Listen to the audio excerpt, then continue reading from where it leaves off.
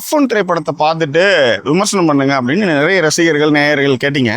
ஆனால் எனக்கு வந்து ஒரு திரைப்படத்தை வந்து பார்க்கணுன்னா அந்த அந்த ஃபீல், அதுக்கான நேரம், அந்த அறிகுறியாக போய் பார்க்கறது, எந்த சீட் வேணாலும் கிடைச்சாலும் நம்ம பார்த்துடலாம் அப்படின்ற மாதிரிலாம் நான் ஒரு நாளும் படம் பார்த்ததே கிடையாது. ஒரு படத்தை நான் பார்க்கணுன்னா அதை அனுபவிச்சு பார்க்கணும், ரைட்? இல்லைனா அந்த படமே நான் பார்க்க மாட்டேன். ஸோ F1 திரைப்படத்தை வந்து பார்க்கணுன்னா அது ஐமேக்ஸில் பார்க்கணும்னு முடிவு பண்ணியிருந்தேன். இப்போ இந்தியாவில் டிக்கெட் வந்து 600 வச்சுக்கோங்களேன் ஒரு டிக்கெட்டு. ஆனால் இங்கே இது வந்து இங்கிலாந்தில் இருக்கக்கூடிய மெட்ரோ சென்டர், இது ஒரு பெரிய மாலு, இதில் ஒடியன் சினிமாஸ் இருக்குது, நியூ கேசல் கிட்ட இருக்குது. ஆக்சுவலி இதுக்கு வந்து டிக்கெட் வந்து பார்த்தீங்கன்னா 20 பவுண்டு. 20 பவுண்டுன்றது வந்து நம்ம ஊரில் வந்து 2000. ஸோ நான் ஃபேமிலியாக கூப்பிட்டு போகணும்னு நினச்சேன். ஒரு டிக்கெட் வந்து 20 பவுண்டு, 3 பேர்னா 60 பவுண்டு, 6000 ரூபா. ஸோ 6000 ரூபான்றதுனால நான் என்ன பண்ணேன்னா இந்த படத்தை வந்து பார்க்குறத வந்து தள்ளி போட்டுகிட்டே இருந்தேன். சரி, ஒரு இடத்துல பார்த்து தானே ஆகணும் அப்படின்ட்டு இன்றைக்கி பர்ச்சேஸ்க்கு அவங்களாம் வந்தாங்க வீட்டில். நீ என் பொண்ணையும் அவங்களே அனுப்பிச்சிட்டு நான் மட்டும் இந்த படம் எப்படி இருக்குன்னு பார்க்கணும், ஐமேக்ஸில் பார்க்கணுன்றதுக்காக இந்த படத்தை பார்த்தேன். சமீபத்தில் நாம் பார்த்த மிக சிறந்த படங்களும் அற்புதமான படம் இது. ஐமேக்ஸில் பாருங்கள், ஐமேக்ஸ் கேமராவில் தான் ஷூட் பண்ணியிருக்காங்க ஃபுல் படமுமே. அதாவது நிறைய படங்கள், இப்போ சின்னர் படமே பார்த்தீங்கன்னா சம் ஷார்ட்ஸ் வந்து உங்களுக்கு வந்து நார்மல் ஃபிலிமில் ஷூட் பண்ணியிருப்பாங்க, சில ஷார்ட்ஸ் தான் வந்து ஐமேக்ஸில் ஷூட் பண்ணியிருப்பாங்க. பட் இந்த படம் வந்து ஃபுல் அண்ட் ஃபுல் ஐமேக்ஸில் ஷூட் பண்ணியிருக்காங்க. ஸோ இந்த படம் பார்க்கணுன்னா ஐமேக்ஸில் பாருங்கள். ஸோ இந்த படம் எப்படி இருக்குது அப்படின்றத கொஞ்சம் விரிவாக பார்க்க போகிறோம். அதற்கு முன்பாக இந்த தளத்தை இதுவரை சப்ஸ்கிரைப் பண்ணாதவங்க சப்ஸ்கிரைப் பண்ணுங்கள், லைக் கமெண்ட் ஷேர் பண்ணுங்கள். ஸோ விரிவான பார்வைக்கு ஸ்டே டியூன் வித் அஸ்.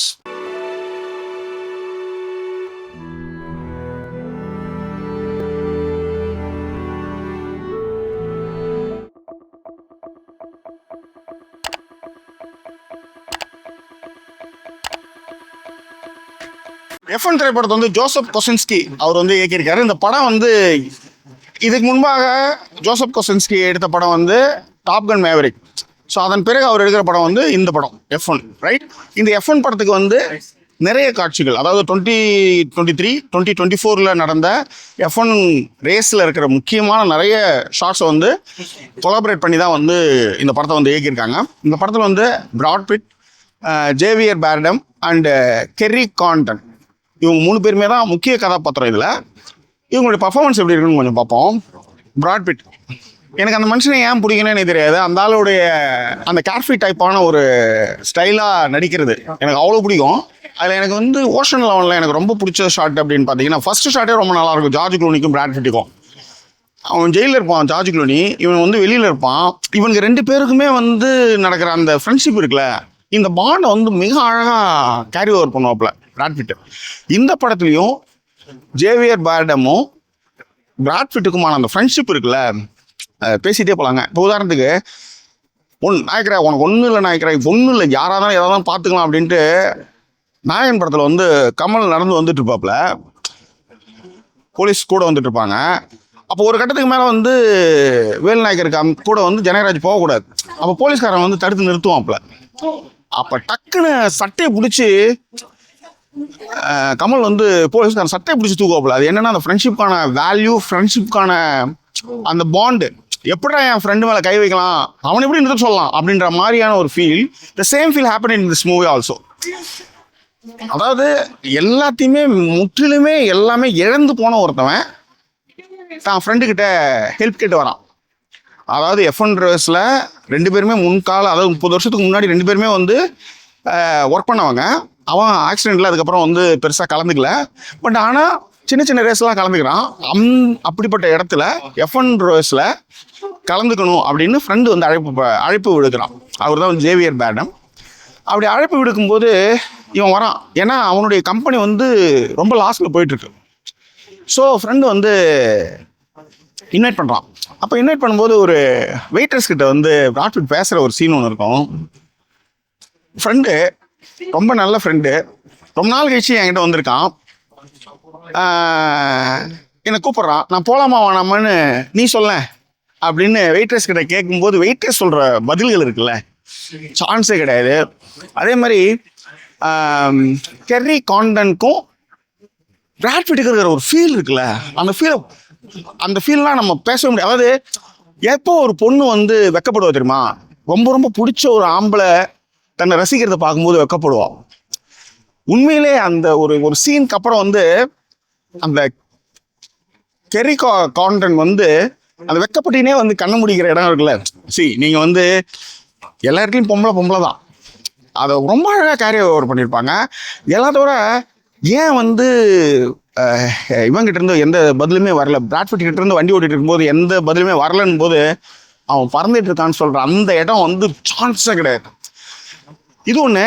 எல்லாத்த விட ஃப்ரெண்டு வருவான், ஃபுல்லாக வந்து ரிப்போர்ட் பார்க்குறான். அதாவது உன் உயிரோடலாம் என்னால் விளையாட முடியாதுன்னு ஜேவியர் பேர்டம் சொல்கிற இடமா இருக்கட்டும், இந்த கோப்பை என் ஃப்ரெண்டு கையில் கொடுங்கன்னு சொல்கிற இடமா இருக்கட்டும், உண்மையிலே கூஸ் பம்ப்ஸு. என்னால் அந்த சீன்லாம் வந்து கண்ணுலாம் கலங்கி அழறேன். அந்த மாதிரியான ஒரு ஃபீலை வந்து இந்த இந்த 3 கேரக்டர் தான் படத்தில். அதை ரொம்ப சொல்லுது. அதை விட ஜேவியர் பேர்டம் வந்து தேடிட்டு இருப்பான். இவன் எங்கே போனான் பிராட்ஃபிட்டுன்ட்டு கதவை தட்டா கதவை திறப்பா, எதுக்கு இங்கே வந்திருக்க அப்படின்னுவான். இல்லை எங்கே அவன் அப்படின்வான். அந்த சீன்லாம் அன்பிலீவபிள். உண்மையிலே என்ஜாய் பண்ணி பார்த்தது. ரைட். படத்துடைய சினிமாட்டோகிராஃபர் கிளவுடியா மிராண்டா. அவர் வந்து சிலியன் சினிமாட்டோகிராஃபர். இவர் தான் லைஃப் ஆஃப் பை படத்துடைய சினிமாட்டோகிராஃபர். அகாடமி அவார்டும் அதுக்காக வாங்கினாரு. தரமான ஒர்க்கு. இப்போ உதாரணத்துக்கு வந்து நம்மளுக்கு வந்து F1 ரேஸ் பற்றி அதிகமாக தெரியாது. அப்போ வந்து டயர் மாற்றுறதுலேருந்து சின்ன சின்ன ஷார்ட்ஸ்லாம் வந்து பியூட்டிஃபுல்லாக பண்ணியிருந்தாங்க.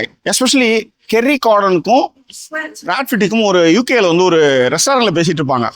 அந்த ஷாட் வந்து அன்பிலீவபிள். ஏன்னா பேக்ட்ராப் வந்து பயங்கர லைட்டிங்கில் இருக்கும். ஒரு இயல்பாக வந்து அந்த கேரி ஓவர் பண்ணது ரொம்ப நல்லா இருந்தது. நிறைய ஷாட்டு கொண்டாடலாம். அடுத்தது ஸ்டீஃபன் மீரோன். அவர் தான் இந்த திரைப்படத்துக்கான எடிட்டரு. இந்த மாதிரி ஸ்போர்ட்ஸ் ட்ராமாவில் வந்து உங்களுக்கு என்ன பிரச்சனைனா நிறைய ஷார்ட் எடுத்து வந்து கொட்டுருவாங்க. இப்போ இந்த எடுக்கவா பொறுக்கவான்ட்டு இந்த ஷார்ட்டுகளை வந்து போக்குறதுக்கு பிறகு அது தலைவலியான விஷயம். அவ்வளோ அற்புதமாக வந்து இந்த படத்தை வந்து பரபரப்பாக அந்த அந்த ஃபாஸ்ட் கட்டிங்கில் நம்மளை வந்து அந்த ரேஸ் ஃபீல்டுக்கே எடுத்துன்னு போன ஒரு ஃபீலை வந்து எடிட்டிங் ரொம்ப ரொம்ப நல்லா பண்ணியிருந்தாங்க. எஸ்பெஷலி துபாயில் நடக்கிற ரேஸுக்கான ஷார்ட்ஸ் எல்லாமே வந்து பியூட்டிஃபுல். நீங்கள் படம் பாருங்கள், அப்போ தான் உங்களுக்கு அது தெரியும். அப்புறம் எல்லாத்த விட ரொம்ப முக்கியமான விஷயம், இந்த படத்தை அடுத்த கட்டத்துக்கு எடுத்துகிட்டு போகிறவர் வந்து ஹன்ஸ் ஜிம்மர். அவருடைய பேக்ரவுண்ட் ஸ்கோரும் சரி, ஆங்கில பாடல்கள்லாம் ஒரு இடத்துலையும் வரும். இந்த ரேஸ் ஸ்டார்ட் பண்ணுறப்ப எனக்கு வந்து அந்த பாட்டெலாம் வந்து ஓரளவு சின்ன சின்ன பாடல்கள்லாம் தெரியும். ஆனால் இந்த படத்தில் வர பாடல்கள் எல்லாமே வந்து கூஸ் பம்ப்ஸ் மொமெண்ட்டு. ஒரு நல்ல சவுண்ட் சிஸ்டம் இருக்கிற, நல்ல ப்ரொஜெக்ஷன் இருக்கிற தேட்டரில் இந்த பாருங்கள், ஐமேக்ஸில் ஒரு வேற உலகத்துக்கு நீங்கள் போயிட்டு வரீங்க. ஏன் நான் இவ்வளோ சொல்கிறேன்னா, அந்தளவுக்கு வந்து பேக்ரவுண்ட் ஸ்கோர்லேருந்து சாங்ஸ்லேருந்து சூப்பராக பண்ணியிருக்காங்க. மிஸ் பண்ணாதீங்க. ஏன்னா டெக்னிக்கலாக வந்து இந்த படம் வந்து ரொம்ப ரொம்ப ஸ்ட்ராங். அதுக்காக தான் நான் சொல்கிறேன். அதை விட டயலாக்ஸ் இன்னும் வந்து ரொம்ப நல்லாவே இருந்துச்சு. நீங்கள் ஸ்போர்ட்ஸ் நம்ம வந்து எழுதலாம், ஆனால் உணர்வுகளை வெளிப்படுத்தக்கூடிய விஷயங்கள் அது உள்ளார இன்க்ளூட் இருக்கணும். ஏன்னா நம்ம படம் பார்க்குற அத்தனை பேருமே மனிதர்கள். எஹ்ரன் க்ரூகனுடைய ஸ்க்ரீன் பிளே வந்து படத்திற்கு வந்து அவ்வளோ வேல்யூபிளான ஒரு ஃபீலை வந்து கொடுக்குது. உண்மையிலே வேற லெவலில் தான் பண்ணியிருக்காங்க. ஏன் சொல்கிறேன் அப்படின்னா, இப்போ இதில் ஒரு ஸ்க்ரீன் பிளே, இதில் வந்து ஒரு அவன் நொடிந்து போன ஒரு ஃப்ரெண்டு பழைய கால நட்பில் வந்து ஒருத்தனை அழைப்பு எடுத்து வரான். அவன் வந்ததுக்கப்புறம் அவன் என்னெல்லாம் பண்ணுறான் அப்படின்றதும், அதாவது அந்த கருப்பின பையன் இருக்கான் இல்லையா, அவன் ரொம்ப ரொம்ப, அதாவது நம்ம ஜோஷுவா ரொம்ப ரொம்ப ஆட்டிடியூடில் இருக்கும்போது, டபர்ரா என்ன நீ என்ன வேணாலும் பண்ணு, ஆனால் என் ஃப்ரெண்டு ரொம்ப கஷ்டத்துலேருந்து இந்த கம்பெனியை வந்து அடுத்த கட்டத்துக்கு எடுத்துன்னு போயிருக்கான், ஓ மூளை சுட்டுக்கு என் ஃப்ரெண்டு வந்து பலியானான்னு வச்சுக்கேன், ஒன்று உதச்சிருவோம் அப்படின்னு சொல்கிறேன். அந்த இடங்கள்லாம் ரொம்ப நல்லா பண்ணியிருந்தாரு. வாட்ஸ்அப் கழட்டி வந்து அப்பா ஃபோட்டோ கிட்ட வைக்கிறது, கார்டை எடுத்து போட்டுகிட்டே இருக்கிறது, ரேஸில் என்ன மாதிரி விஷயங்கள்லாம் பண்ணணும், அதாவது ஒரு ரேஸுக்கு வந்துட்டன்றதுக்காக வந்து நம்ம சும்மா உட்காராமல் நிறைய விஷயங்களை உள்ளடக்கி அதை வந்து பேசுறது வந்து நல்லா இருந்தது. எஸ்பெஷலி டயர் வந்து எப்படி வந்து இந்த ட்ராக்ல வந்து உதிருது, அந்த டயருடைய டென்சிட்டி என்ன, ஸோ அந்த விஷயங்களுமே நிஜமாலுமே ரொம்ப நல்லாவே பண்ணியிருந்தாங்க. பேசிகிட்டே போகலாம் அந்த படத்தை பற்றி. அற்புதம் அற்புதம் அற்புதம். வாட் இஸ் த கன்க்ளூஷன் அப்படின்னா, படம் முடிஞ்ச உடனே எழுந்து வராதிங்க. ஒன்று, அவன் எப்பேற்பட்ட ஆள் அப்படின்றதும், ரேஸ் மேலே ஒருத்தன் வந்து எவ்வளோ பைத்தியமாக இருக்கான் அப்படின்றதையும் ஒரு சின்ன ஷார்ட்டில் வந்து எக்ஸ்பிளைன் பண்ணியிருப்பாங்க. இங்கே டிரைவருக்கு ஆள் வேணும்னு கேட்டிங்களாமே அப்படின்னு கேட்கும்போது, என்ன பண்ணிருக்கு இதுக்கு முன்னாடி தெரியல, சரி அவ்வளோதான் எங்களாலலாம் பணம் கொடுக்க முடியாது, பணம் டசன்ட் மேட்டர் அப்படின்னு சொல்கிற அந்த இடம் இருக்குல்ல, அதன் பிறகு வந்து அந்த சாங், அதுக்கப்புறம் வந்து படம் முடிஞ்ச அந்த டைட்டில் கார்டு போடுறது வந்து ஒரு ஒரு ஒரு நிறைவாக ஒரு படம் பார்க்கும்போது ஒரு ஃபீல் இருக்கும்ல, அதுதான் ஜோசப் கொசக்கி பசப்புகள் மாதிரி ஜோசப் கொசன்ஸ்கியோடைய one of the best movie இந்த ரீசன்ட் டேஸ். இந்த படத்துல இன்னொரு ரொம்ப ரொம்ப முக்கியமான ஒரு விஷயம் இருக்கும். யங்ஸ்டர்ஸ்க்கு வந்து வேல்யூ தெரியாது. ஆனா 30 வருஷத்துக்கு முன்னாடி ஒரு ரேஸ் ஓட்டணும்னுக்கு ஒரு கார் தான் நம்மள அந்த ஃபீல் இருக்கும். கார் அது வந்து ஒரு இயந்திரமா நம்மளால பார்க்க முடியாது. அத வந்து பிராட் பிட் வந்து ரொம்ப அழகா ஒரு ஒரு வாட்டி ரேஸ்க்கு போகும்போதும் அந்த கார் அப்படியே தொட்டு, அது கூட பேசிட்டு தடவி குடுத்துட்டு போற அந்த சீன் இருக்குல்ல, ஃபண்டாஸ்டிக் சீன். மனித உணர்வுகள மிக சரியாக திரைப்படத்துல மிக்ஸ் பண்ணா, அந்த படம் வந்து வேற லெவலுக்கு சம்பாரிச்சு குடுக்கும். கொண்டாடப்படும் அப்படின்றதுக்கு இந்த F1 படம் வந்து மிகப்பெரிய உதாரணம். இந்த திரைப்படம் வந்து கண்டிப்பாக பார்த்தே தீர வேண்டிய திரைப்படம். பசங்களோடய போங்க. ரொம்ப என்ஜாய் பண்ணுங்க. ஏன்னா ஒரு 2, 3 கிஸ்ஸிங் சீன் மட்டும்தான் இருக்கும். ஒண்ணே ஒண்ணு. மற்றபடி வந்து இந்த படம் வந்து அதை விட நம்ம பசங்களை எல்லாமே தெரியும். அதனால வந்து கண்டிப்பாக வந்து 12+ மேலே வந்து நீங்கள் வந்து எல்லாருமே கூப்பிட்டு போகலாம். இந்த படம் வந்து கண்டிப்பாக எல்லா குழந்தைங்களோடும் நீங்கள் பார்க்கும்போது, ஏன்னா திரைப்படம் வந்து நிறைய விஷயங்கள் வந்து பசங்க மத்தியில் மனசில் பதியும். ஸோ அதுக்கு வந்து one of the best film. பார்த்து மகிழுங்கள். உங்களுடைய கருத்துக்களை பின்னூட்டங்களை தெரியப்படுத்துங்க. ஐமேக்ஸில் பார்த்து மகிழுங்கள். அதுதான் நான் திரும்ப சொல்கிறது. வேற என்ன, மீண்டும் வேறொரு எபிசோட் உங்களை நாங்கள் சந்திக்கிறோம். அது ஒரு நன்றி கூறிய உங்கள் ஜாக்கி சேகர். நன்றி, வணக்கம்.